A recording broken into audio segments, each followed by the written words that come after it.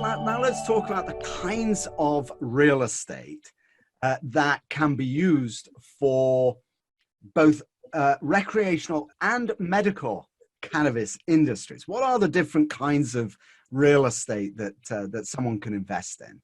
So in the 10 years that I've been working in the cannabis space, I have seen quite a bit. Let's start with the large and go to the small. So the largest properties we've dealt with are massive outdoor grows, are on acres and acres of land. The recreational laws actually changed the way people can grow because there's limitations on square footage and things like that. So that became kind of an issue, because if you were strictly doing medical, you didn't have the same restrictions. But if you wanted to do recreational, where a lot of people thought all the money would be, then you were then restricted on square footage. So you'd have these great big farms that had just a third of its space or less being used for cannabis and the rest being used for something else.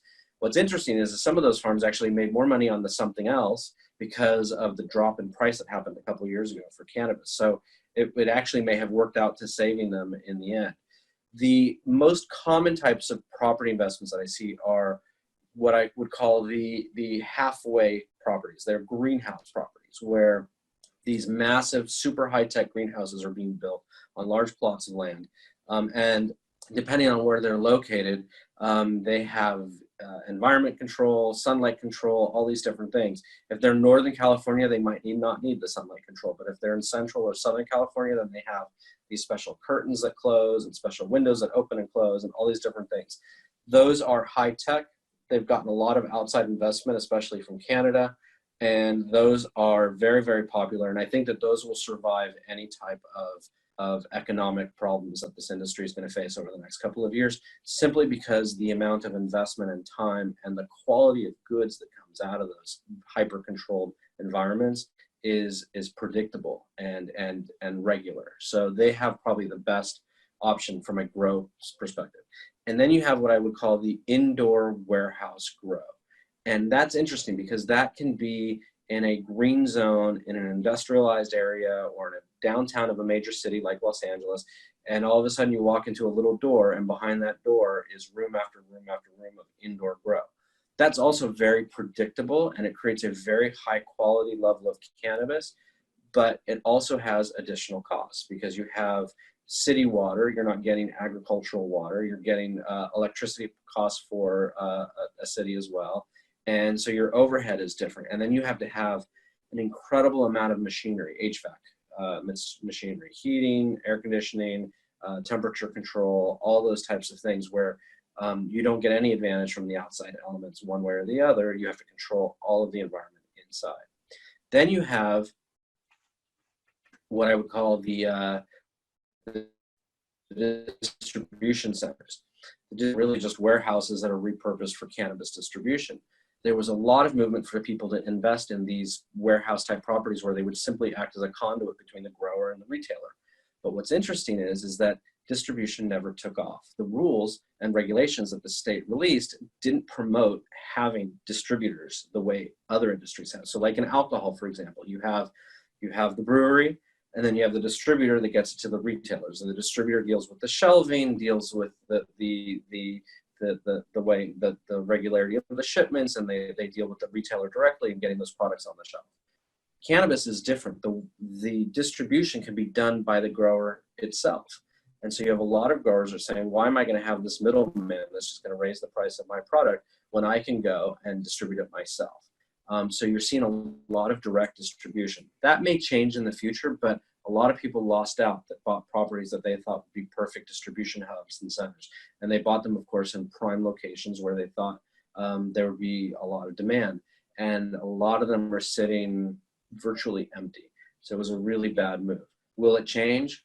Who knows? But I don't see that changing anytime soon. And then, of course, there's the retail aspect. Retail is finding a green zone that allows you to put a retail shop. And that is not easy because every single municipality, and just think California has about 435 different local municipalities, has its own different rules and regulations. So Newport Beach, for example, doesn't allow it. But Costa Mesa, right next door, does. And then you have the issue of whether they're going to allow delivery or not allow delivery. So you have those challenges. And then the one that I think is the belle of the ball, and the one that people are not looking at right now, is the extraction and the testing. So extraction is a lab process, really, where they extract the oils from the cannabis itself. There are a number of extractors, but because of the vape crisis that happened recently and because of the way the regulations are written, it's not an easy process, and it's highly, highly regulated and requires a special kind of property, and it requires a special kind of knowledge. And so if you can get the right person with that biology knowledge or that chemical knowledge, I would say it's biochemistry knowledge, right? And get the right real estate to go hand in hand, that's a place where money can be made. The other one, though, that is really, really, there's a dearth right now of people doing it, is the testing, which doesn't require a lot of space. It just requires the right lab equipment. So if you can hire the right biochemist to do your testing, there are not enough testing facilities live right now. So the last I read, which was a couple months ago, the state needed 500 plus testing agencies. There are only 30 that are online right now.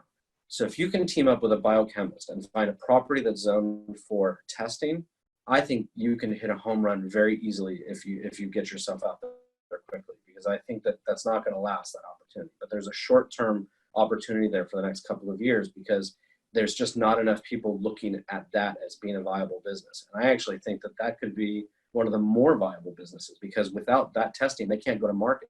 You cannot sell your product. And you have to have so a, that you is have going a, to be, you have to have a license for the real estate to have a testing facility. yes. And it There's has to an be a actual cannabis special license. It's a cannabis testing license. I forget what category it is, but there's a special category for testing. And it's the category that has the least number of issuances right now.